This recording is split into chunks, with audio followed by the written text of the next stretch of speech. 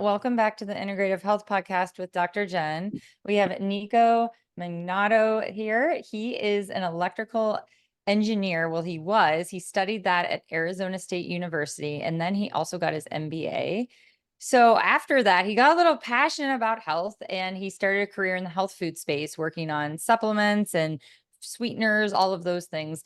And then that kind of got him into learning more about nicotine. So being an engineer, he started creating this nicotine mint at his own kitchen and started using that. And people started asking about it. So then he created a company called Nic Nac Naturals. So we're going to talk today, geek out about nicotine, why you can use it for biohacking, and all the mechanisms and how it works. So welcome, Nicco. So excited to have you here.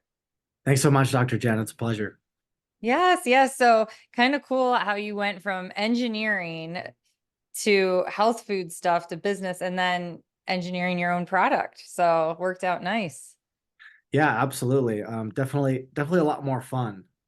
Electrical engineering gets boring pretty quick, so a lot more fun to start a business and do something that you really love and really passionate about. And health is definitely one of my great passions. So happy to Yeah. do it. Yes, it is. So, And it's the most important thing. I mean, our health is all we got one body. So learning more about it and how we can use tools to function optimally is always the best thing. absolutely, absolutely. So tell us about this little kitchen thing and how you got into even researching about this. It's so fun. Yeah, absolutely. So I got really passionate about health. Actually, I used to suffer from fairly bad migraines, and I kind of made a decision that I'm not going to go the allopathic route. I'm going to actually try to solve the problem. So took a deep dive into my own health and health in general. Really wanted to get fit, so kind of did all the things that are really popular right now. I dumped seed oils and I took a magnesium supplement and went to the chiropractor and Mhm. worked on all that stuff. And then thankfully I haven't had a migraine for a very long time. So it's really Yeah. cool. It's really cool to see that you can do these things and they really do work. But as part of that, I got really passionate about being in the literature, reading Mhm. about cool things, getting into biohacking, as cliche as it is, and doing my Yes. ice baths and my sauna, and jumped in with both feet. So I just loved it. But one of the things that kept popping up Yeah. was That's that I great. kept. I'm sorry. No, that's great. I just like you say, biohacking, but it's cool. It should just be like called like living as we're supposed to. But we've 100%. gotten so far away from stuff. I just laugh because it's fun to hear like a male talk about it, right? Because my husband is very not into the biohacking. I mean, he tries, but he thinks I'm a little over the top. But um, we have a little biohacking corner in our room with like this like Juvent, it's called for bones for health, and then our red light. And my husband just thinks I'm silly, but he is into nicotine a little bit. So, and I tell him, I'm like, yeah, it's biohacking anyway. So go on, go on. I love Absolutely. it. Awesome. Yeah. So I started learning about nicotine. I'm seeing all these really interesting things about, how it affects acetylcholine and your focus and memory, all this stuff that I was like, okay, well, this is really interesting. I'm trying to maximize my performance. This seems like a pretty obvious performance enhancer. Let's take a deep dive. So I start learning about it. And I'm realizing that nicotine is another plant alkaloid. It's very ubiquitous in nature, just like caffeine. Our livers are actually a lot better at metabolizing it than caffeine. Caffeine usually has 5, 6 hour half life, whereas nicotine for most people is about 45 minutes. That obviously varies a lot depending on the person. So it's something that's really easily metabolized. Your body knows what it is. I even went through the entire tree of metabolites. Can't remember them all, but generally speaking, it turns into niacin, B vitamins, B3, and it turns into cotinine, but which has actually been marketed, I think, as a supplement or a drug because for its own benefits. So it's like, okay, well, the metabolites look good. Your body knows what to do with it. Doesn't turn anything bad. Let's at least try it out. So I started cooking it up in the kitchen, which I don't recommend because nicotine in its pure form, just like caffeine, is not safe to use.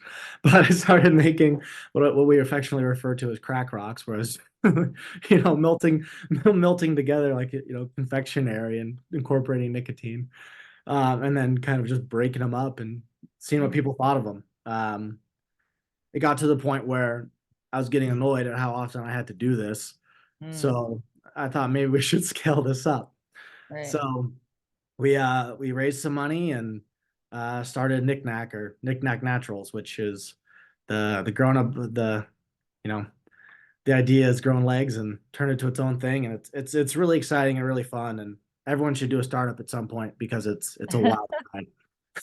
Right. It's a big learning curve. Well, Yeah. the thing about nicotine is it gets a bad rap, right? Because it's usually associated with tobacco. And I remember I'm like so not fun at like Christmas parties and stuff because we're at this like party that my husband went to, and I'm just like talking to this guy about like, why do you chew? Like, there's other alternatives. You can get stuff Yeah. without tobacco, and now because those pouches have like like you're eating plastic, and they have preservatives, so Yeah. that's why Yeah. I like your option because it's a mint so you're not getting all those toxins. But nicotine gets a bad rap because when we think of nicotine we think about addictive smoking, cancer, right, or pouches. And yes, because you're using it with carcinogens, so A when 100%. So yeah, nicotine is not classified as a carcinogen. right. I should provide just a little quick disclaimer that our product is not approved for any particular claim. I'm not a doctor. Defer to your doctor. Mm, Um, this is just my opinion. This isn't the opinion of Nic Nac. So just want to throw that out there before I jump in too much. yes. So just on the current product options on the market, Hmm. they're obviously terrible. So just to kind of get into some of the things that are maybe a little bit lesser known, cigarettes in the United States are required to have flame retardants.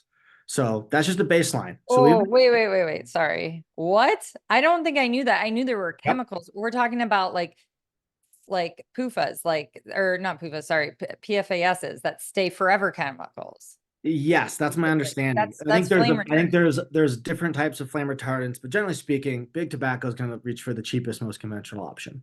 So Oh. yeah, someone fell asleep smoking a cigarette once and they burnt their house down. And so in the United States, you cannot, it doesn't matter if they're organic, all cigarettes in the United States are required to have flame retardants. So just as a baseline, cigarettes are really, really bad. And that's Wait, all. sorry, cigars too? Just curious. What about I cigars? don't think that cigars are Totally required to. different. Okay. No, yeah, Just like off on a cigars have very tangent. different rules. Sorry. I Yeah, mean, no just problem. because a lot of like old men like smoke cigars, or I like every I other think year that you maybe. probably can find high quality cigars that Right. are a lot safer than cigarettes. And you don't Yeah. inhale a cigar, so there's trade-offs. Having your mouth exposed to a ton of smoke is still a bad idea because smoke in itself is of course carcinogenic.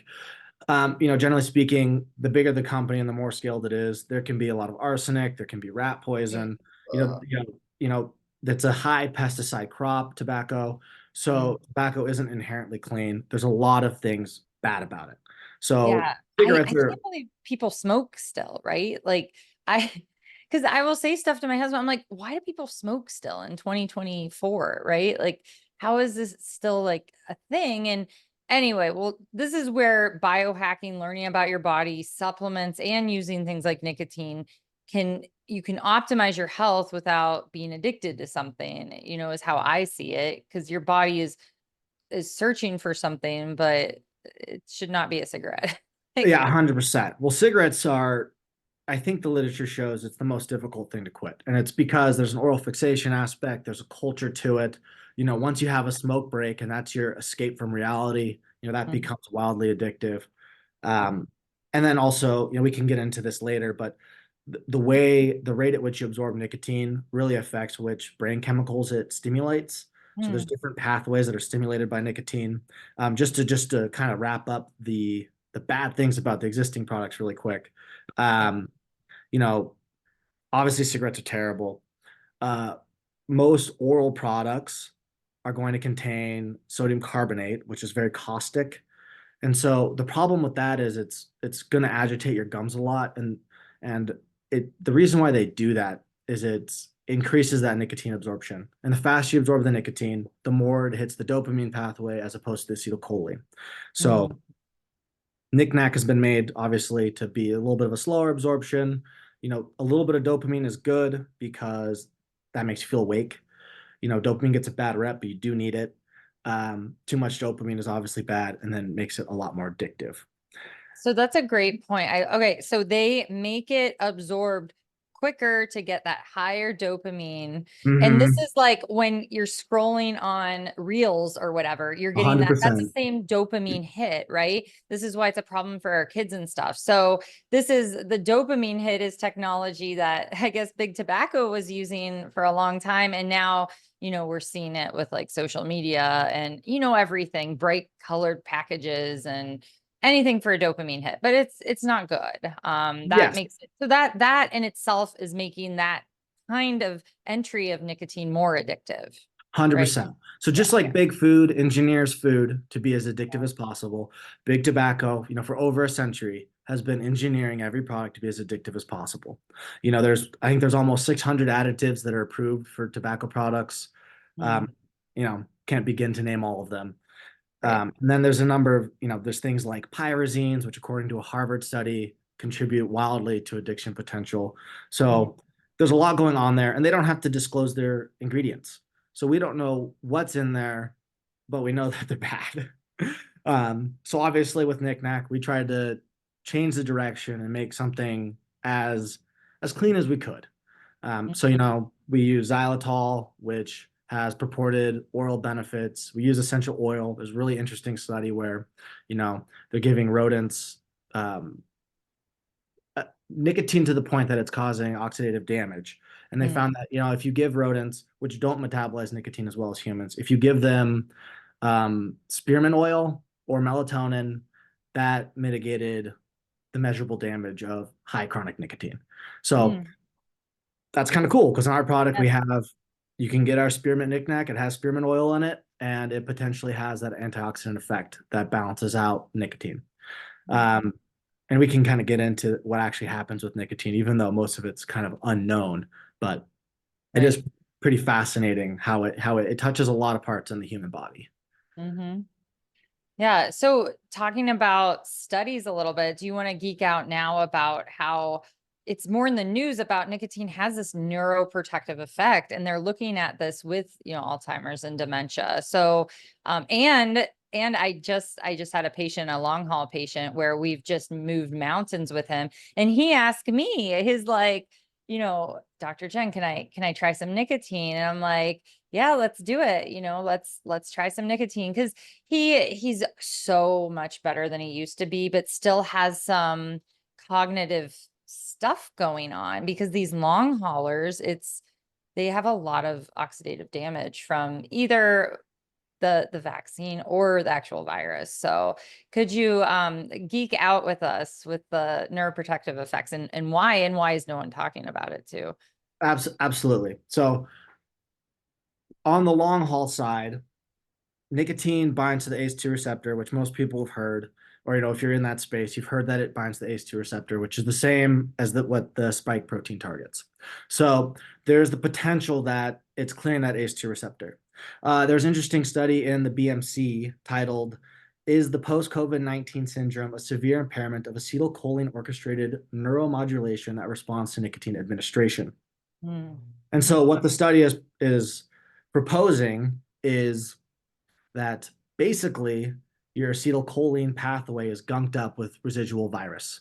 mhm, And much like nicotine's ability to clear that ACE2 receptor potentially, is it has the potential to clear that cholinergic, excuse me, pathway and get rid of the virus and get your brain basically humming again. mm, The study is kind of funny because obviously it's not conclusive. It's titled in a question, but it right. goes on to say that, they took a bunch of subjects that had this issue and that, it resolved the problem almost immediately or within a few days for all the subjects. So, Wow. so even though it's phrased as a question, it appears that it was highly effective for that problem.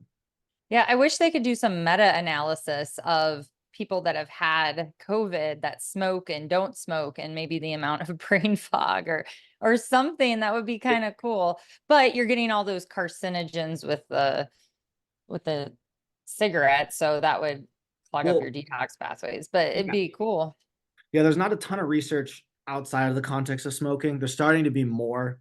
I think Right. there's not going to be a lot of money in nicotine from a Right. pharmaceutical perspective. So I think we Right. can see more nicotine analogs probably coming out marketed as pharmaceuticals. We'll see if that actually occurs or not. That's my personal theory.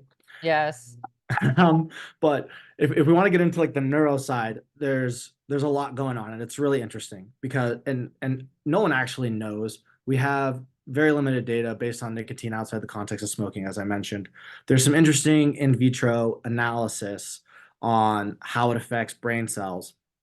And it upregulates a bunch of different things, downregulates a bunch of different things to kind of net out. So the assumption is that for whatever reason, when it stimulates this pathway, it's causing all these weird benefits.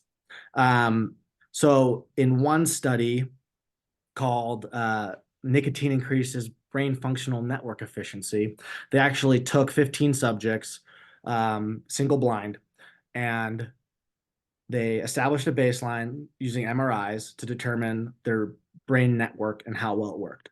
And Mm. then they'd give them either nicotine or placebo, and they found that there was a significant increase in network efficiency.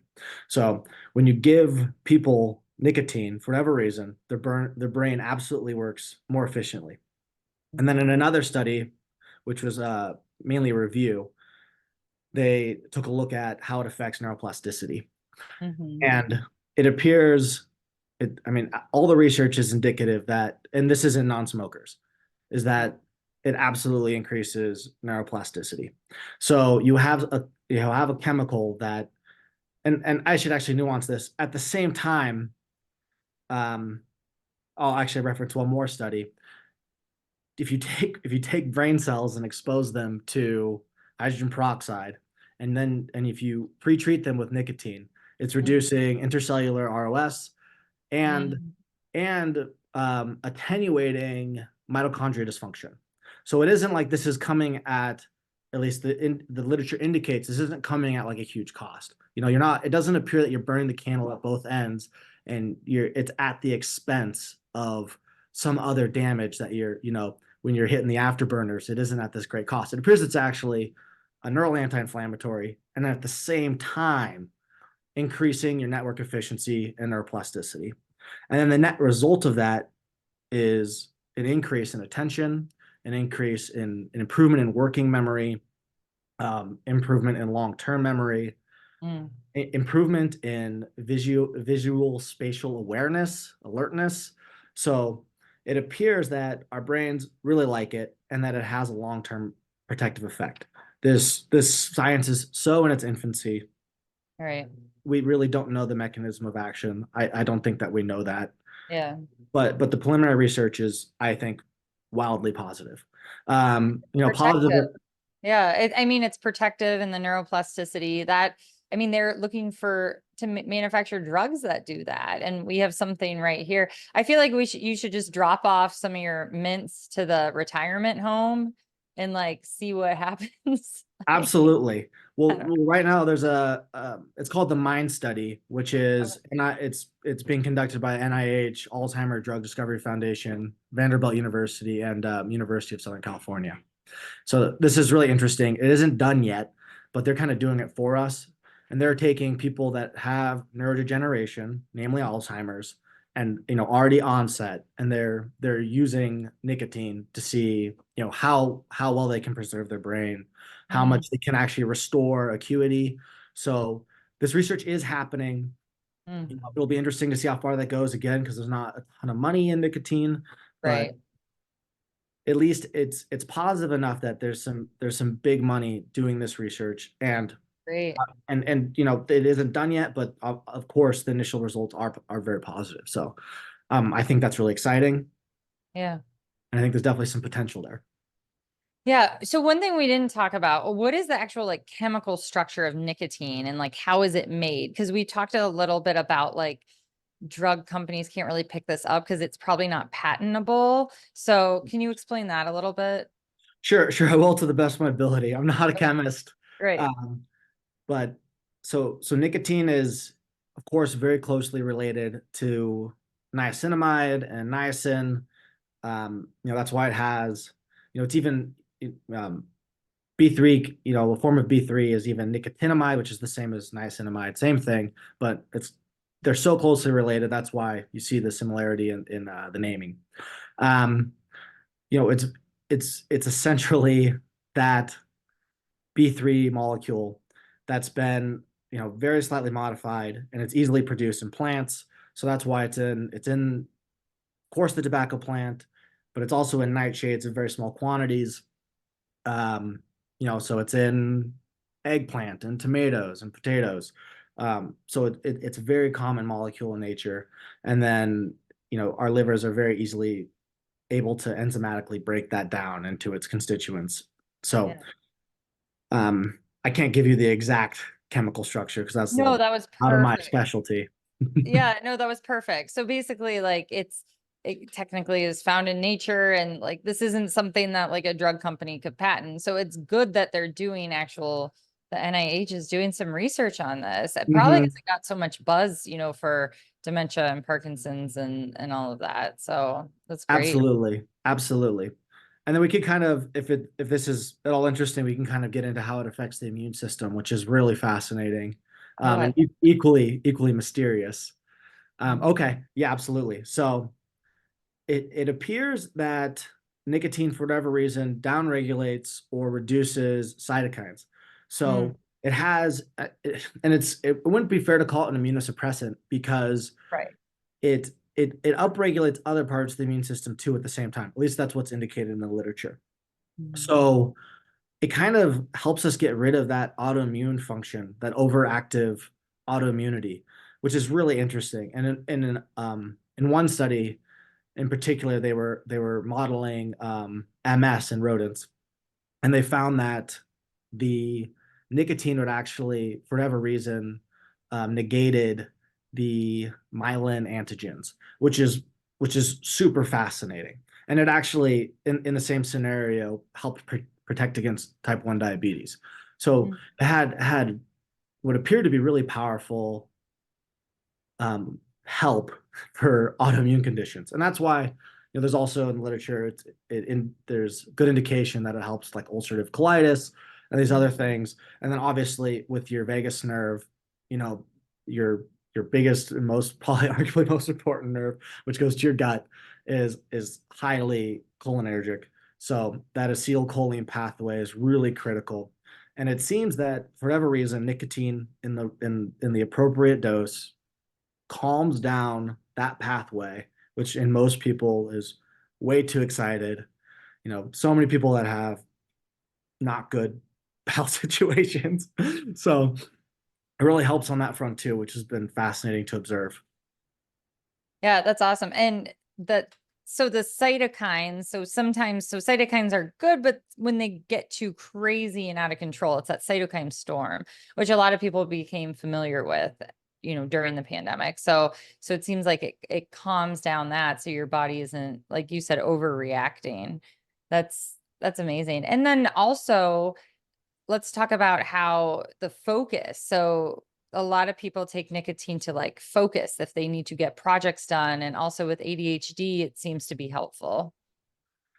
Yeah, absolutely. It's great for focus, and it's great. It appears to be great for higher learning. So with a lot of stimulants, you risk kind of going almost into more robotic mode where you have the energy, but it isn't good necessarily for higher learning. So what's interesting about nicotine is despite being a stimulant, it's also tends to be relaxing. So, which is a very strange combination because generally speaking, most stimulants stress you out, you get your cortisol too high, and again, not good for higher learning. So nicotine's fascinating in that it improves your well-being, and we can kind of get into all the all the uses for like depression and whatnot. But Mhm. um, for anything that's really mentally rigorous, nicotine is fantastic because it takes the edge off.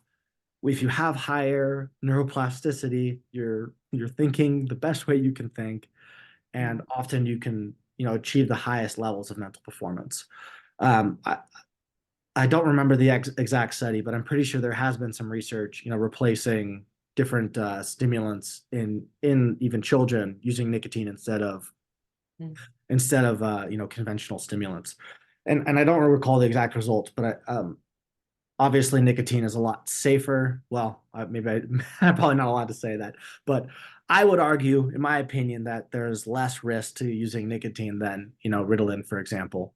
Oh yeah, and Adderall and Yeah. oof. Yeah, I mean these kids are put on these medications like at age like 6 now, and it's just crazy. They probably just need some magnesium, and B vitamins. So, and Yeah. that's Or maybe just to be interesting. outside. Right. Yeah. Well, they're getting, like I said, with computers and video games that you got to manage that dopamine in different ways. But yeah, I mean, I have been wanting to try nicotine, like if I wanted to like really focus on stuff. I am still breastfeeding, so I'm just like holding off. I mean, it is a shorter half-life, so I could probably do it at this point safely. But one thing I'm worried about is this is a really funny story. So we were talking in like my functional medicine like Facebook group about this, about nicotine. And one of the docs was like, they tried it, they tried a patch, and they were like on the floor throwing up because I think it was too much at once. Hmm. So, I mean, yeah, especially if it's your first time, you're not using it, I don't know. Can you go into a little bit about that? Like, how do you start Sure. off using this? And when are you using it too much? And when are you using it not enough? Or is the oral form different because you're not going to get as, that addiction property as cigarettes? Yeah. So I think if I recall correctly, the patches are pretty high. And I know a lot of people complain about how the patches make them feel. Mm. I always recommend, because there isn't good research on, especially in humans, there's not good research on most of these questions. Mm. Um, Right. so generally speaking, you got to treat it. I like to treat it like coffee.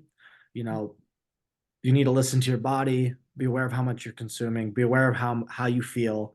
Do you feel like you're actually getting something out of it, or are you getting to the point where you've created too much of an adaptation in your brain and you need it to just hit a baseline? So obviously the latter is bad. um, and it isn't too complicated. Everyone metabolizes nicotine so differently, just like caffeine, that you're probably best off starting with half a milligram, 1 milligram. You don't need that much probably, especially if you are one of the people that aren't so good at metabolizing it. That's probably all you need, and you should only be experiencing the benefits, not the negatives. Mm. Obviously, if you're getting nauseous because you're having too much in the same way that if you have too much caffeine, you're going to get jittery and not feel good. You know, poisons in the dose, just like everything. You want the minimum effective dose.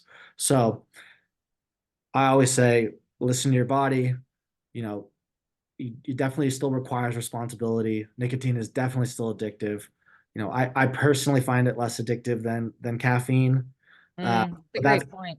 that's my personal experience. For other people, not true at all. So for other people, it is wildly addictive. But other people are really good metabolizers, and they end up doing these really high doses, and then you're hitting more of that dopamine pathway. So yes, just like everything else, it certainly requires responsibility. It requires temperance. You need to take it slow, listen to your body. But I think if you do all those things correctly, take periodic breaks, I think is very wise. And then you can maximize the benefit out of it. Even like going with the gym, the people that are just way too obsessed with going to the gym, it's like, hey, you're not getting as much out of this as you can. You need to, optimize your rest, make sure that when you are going, you're getting the most out of it. So Yeah, just that's great. Anything could be addictive. yeah, absolutely. I mean, yeah. Yeah. Anything that makes you feel better Yes. is addictive. So Yeah, like cold plunging, that's addictive for me. It's that dopamine pathway. And then the last like month or so, I've like slowed down on it a little bit because I'm like, okay, like my body's telling me I need to not do it every day. So, but back with the dosing. So I guess like someone like me, I do fine. I focus during the day, at my office and stuff, but sometime I would like a little more creativity when it comes to content and writing and, blogging and stuff. So this is, to me, that would be like when I would take it, like maybe twice a week to just help me with my flow. Cause I don't really do a lot of caffeine. I'm a slower metabolizer of caffeine. Like I just know that. And I drink decaf, like, coffee with MCT oil. So for me, I feel like that's when I would use it. I guess, like, how are people using this? Like normal biohackers, they're not using it for the other health effects. Yeah, yeah. So I mean, if that's your primary goal is, I want to optimize my mental performance, then I think what you just said is absolutely appropriate. Do I think you can do that once a day? Yeah, I sure do. Depending on how you react to it. I personally like to do it a few times a day. Um, and I find that I have continued benefit from that, but I tend to be one of those people that metabolizes things pretty well and pretty fast. Mhm. So for me, I don't I seem to recover quick enough that I can do it, a few times a day and I'm getting that benefit. For other people, that isn't the case. And I think that people do need to be careful, and Mm. twice a week might be the right level for some people. And I'd rather people do that correctly than, you know, buy more of our product and get super addicted. I'd rather people Right. optimize their lives and optimize their health. And so I think I think that's again something that just requires their own listening to their body and just going slow and finding out that sweet spot where, okay, this is where I get the maximum benefit. Right, absolutely. That NIH study with the dementia, the mind study, what Mm-hmm. were they dosing the participants at? Ooh, Do I, you I know? I don't recall off the Okay. top of my head. I'd have to go I back and look at it. Yeah, I might look that up because I'm wondering because they're using it therapeutically, and obviously that's Mhm. going to be different. So it's so cool because it's such just a new emerging, well, you can't really call it a medication, but therapy, right? Sure. For Yeah, absolutely. I'd be happy to share that study as well as the other ones I've referenced if you like them. So, yeah, yeah. definitely recommend taking a deeper dive and seeing what dosages they've come up with. Now, have you found that you've gotten people that have used the mints off of, like, say, tobacco? Have you is this something that would be a good suggestion? Because I was telling before the interview, I was telling Nico how I was like, you know, telling people like don't get all the tobacco in there. There's other alternatives where you're not going to put toxins and cancer causing agents in your body. So, does it work? Do people wean off appropriately the tobacco? Um, of course, it's anecdotal. We haven't Right. Right, right. performed a study yet confirming that, but yeah, I've had all sorts of people reach out and say, "Hey, thank you so much. Finally, a product that got me off vape. Finally, a product that got me off cigarettes. Finally, a product that got me off chew. So my wife is happier with me, and Yes. all of that. So yeah, certainly for some people, it gets them off whatever they're trying to get off. So that's super cool too. And that was one of the things that when we were making this product and designing it, we're like, well, at minimum, we're providing current nicotine users, from our opinion, the best feasible alternative. So I think that was kind of our baseline, you know, for why this product should be good and should be in society. Right, absolutely. Yeah, we didn't even talk about vapes. Oh my goodness. I cannot believe how many people vape. Here I am, I'm like, I can't believe people still smoke, but now it's just people are vaping and they're just like, on their little thing on their keychain and my daughter's 15 and people put it on their social media that they think Oh it's good yeah. vaping and I I am so scared for vaping and what it's doing because it has the cadmium in there and that messes with estrogen receptors and how they're expressed and kind of, men and female messes with that. This is a disaster. I mean, Yeah. Vape is vape is definitely not good. The other problem with vape is it's a lot more nicotine hypothetically than anything else because really. oh yeah, because the way that it's made is you start off with pure nicotine or diluted, but it could be diluted at different levels, and then you're adding in, generally speaking, artificial sweeteners, artificial flavors, and then who knows what else. And that much nicotine absorbed so quickly through the lungs is just super addictive. So that's way biased towards the dopamine receptors. I remember when people finally started getting, because there's a what PEG in there, so people started getting Yeah. popcorn lung, and instead of Yes. blaming PEG, they were saying it was vitamin E acetate. So I thought that was really interesting that for whatever reason vitamin E was taking the blame, which there was no proposed mechanism of action. So it's like, okay, well, this is really strange that you're trying to give vitamin E, make vitamin E take the fall for this when it's, you know, Right. artificial sweeteners are not temperature stable. People don't think about, Mm.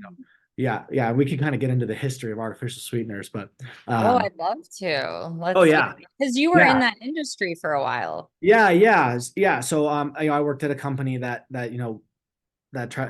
worked on xylitol in particular and other natural sweeteners. Um, yes, so artificial sweeteners, they were when they originally were submitted for approval for the FDA. I think specifically aspartame. I think it failed to get through 4 times before it was finally lobbied through on the fifth attempt. So it Oh, failed. It failed, if I recall correctly. It failed a number of safety tests. Um, so not, and I think it's one of the most commonly reported ingredients to the FDA. I think there's complaints about it all the time. Um, Sucralose actually might even be sketchier, even though it has a better name than aspartame. right. Don't I? Sketchier. Sorry.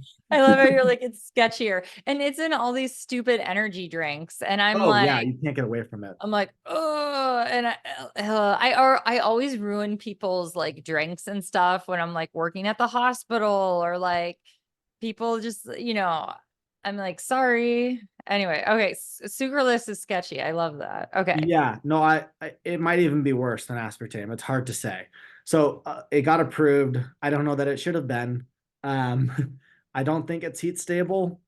I don't know how stable it is in an acidic environment. So basically, as soon as it hits your stomach, um, you know, when they research this stuff for approval, I think for the most part they look at how much is in your urine and they say it's intact in your urine, so most of it is just going through your body.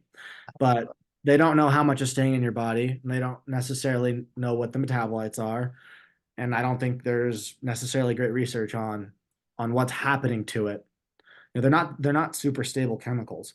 Um, so what's happening when you have this weird cocktail of artificial flavors, artificial sweeteners? You have it at 500 degrees, you're igniting it, and you're putting that straight in your lungs with PEG. Me, that sounds like a formula for disaster. I don't know how anyone ever thought that was a good idea. But that's the status quo for vape. It's is it safer than smoking? Probably, but I don't know. It's definitely not good. Yeah, it's just so scary and there's no long-term testing on any of this stuff and there's a vape place on every corner and kid that's what breaks my heart. Kids are doing it and it's just that they say it's better than smoking and I think it's probably worse.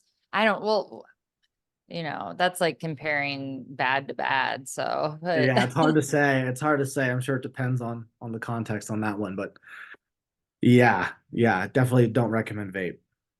yeah, so with regards to performance, how how has it personally helped your performance? Like when you were getting into it, like, is this something that before like a podcast like this, use some nicotine, or is it something that you take breaks from too? Like go a weekend or go a week without it.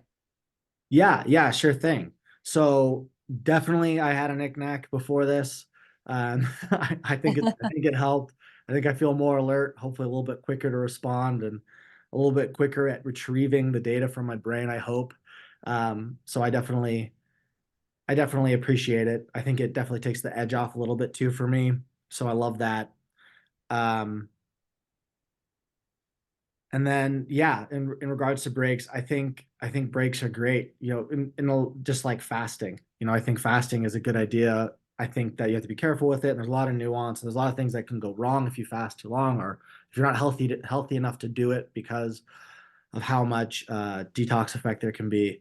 obviously there's nuance. So yeah, I think breaks are great. I took a 2 week break beginning of this year. Um, in the spring, I'll probably take another break for maybe even longer than that, just to really let things reset. You know, it'll depend on the person. I think that's the biohacker thing. You gotta experiment and figure out what's best for you. Mhm. I also love it for the metabolic impact. Yeah. So, it appears to really increase fat metabolism, suppress the appetite. So there's definitely that kind of aspect to it as well. You don't see a lot of like overweight smokers. And a lot of that is probably because nicotine does have that effect. It liberates a lot of fatty acids, much of the same way that caffeine does. So there's kind of that metabolic impact too, which is kind of cool. Yeah, and then you're not losing lots of muscles, like all the GLP-1. Maybe people should give nicotine a chance, right? But that's a great point. It does have that appetite suppression, which a Mhm. lot of the ADHD stimulants do, but you're getting that negative effect from those. So that's another great point. I wonder, is nicotine like big in the bodybuilding type world at all? To my knowledge, it isn't. I don't think it's has a huge name. Definitely not to the extent that caffeine does. Right. I know a lot of people in the bodybuilding world certainly use it, and they use it for those effects. Um, I don't know that been enough research yet, because Right. I think technically, what is it, an electron decoupler? It totally revs your metabolism. It appears that nicotine does something similar. I've not found any literature that confirms that. But it appears to do something similar with the mitochondria.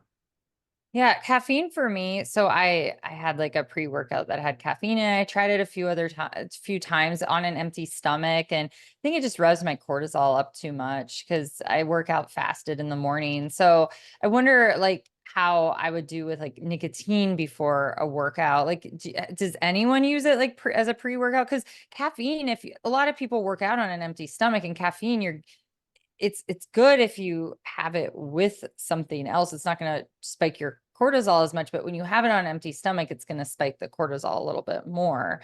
So just thinking out loud, I'm like, why aren't people using this more? Yeah, I think it'll be interesting for people to try. I think it appears to improve your coordination, which is really cool. Oh, cool. So yeah, because that visual spatial awareness is improved with nicotine. So it likely, sports that are really require a lot of coordination, like tennis and golf and stuff like that, there's really good potential that could improve performance. There's definitely a lot of people in golfing that use nicotine. Um, Wow, so people cool. haven't necessarily connected the dots why they use nicotine every time they golf, but there's Right. a good chance that it's in play there. So from a coordination perspective, it appears to be beneficial, and I think there is some literature that kind of indicates that's true. It's difficult to say because you have those acetylcholine receptors in your muscles. It's hard to say I don't know that the downstream effects have been super well categorized. So I don't know. I think it's going to depend on the person whether or not they're going to have actual better muscular output from nicotine. Mhm. But I would expect that there would be less cortisol impact. And Right. on an empty stomach, nicotine also hits harder, so you probably would need less. At least that's my Mm, experience. So I think you want to be really careful about how much you have on an empty stomach, because you have too much nicotine, yeah, you're gonna get nauseous and all that bad stuff. So you don't want that. Um, so I think you'd have to be careful, and it'd be interesting to try, but there is the potential that would work. What's interesting that I've heard for caffeine, and again, a lot of the stuff needs to be researched still. Things like taurine and glycine can help with the jitters associated with the high levels of caffeine. It'd be interesting to see how those amino acids potentially could benefit nicotine performance as well. So yeah. With caffeine, I like to pair it with L-theanine. So, and it's an amino acid found in green tea, and it's really nice. And actually, it hits up. L-theanine helps with immunity also. There was a study with rowers. I can link it. It's on my desktop to read, but Yeah, I really like L-theanine to do that. And I wonder, a little bit of nicotine with L-theanine too, that would give some really clearness. Because with caffeine, any caffeine, I really don't do a lot of caffeine, but I will just every once in a while before I work out.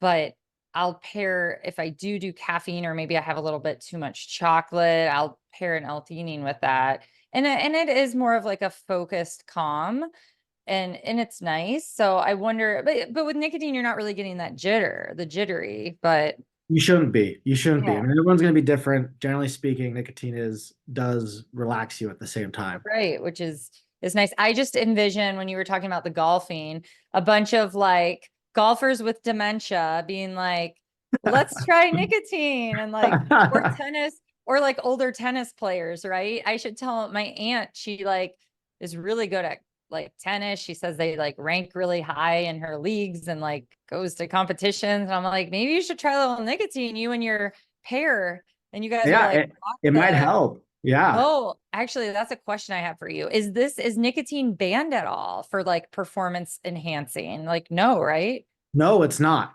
It's not. To my Oh, knowledge, it's not. That there you might go. change. I think that there's a study going on in Europe. I can't. I that we were talking with someone. I think for I think all the soccer players in Europe were using nicotine. So they're like, well, they're all using nicotine anyways. So let's do a Right. study. So Okay. I think that should be going on right now. And if I ever get the results from that, I'd be happy to share it. But I know That's that, really cool.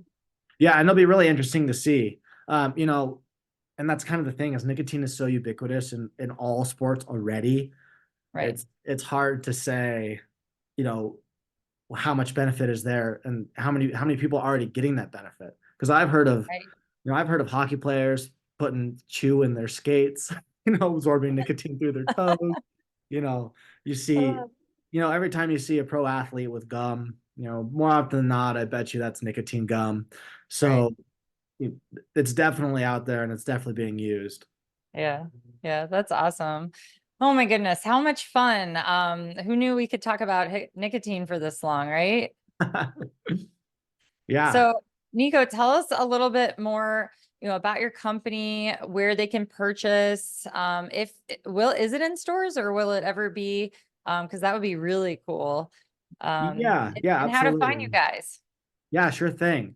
Um, the easiest way to find us is our website, which is nicnac.com, nicnac.com. Um, I think that should have all the links to our social media. We have all the social media stuff too.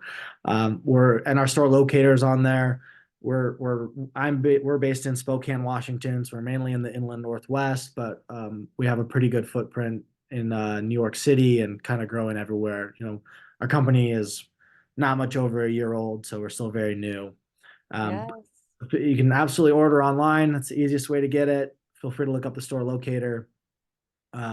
Yeah, and we have a nice little research page on there too. So some of these studies you can kind of find on there and learn more about nicotine and some of the research that's been done.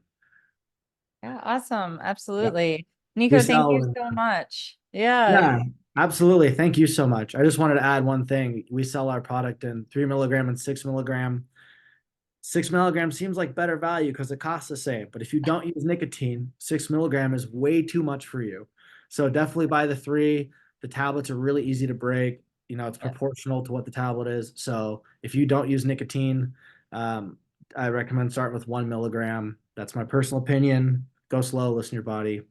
And Yes. yeah, Dr. Jen, thank you so much. I really appreciate the opportunity.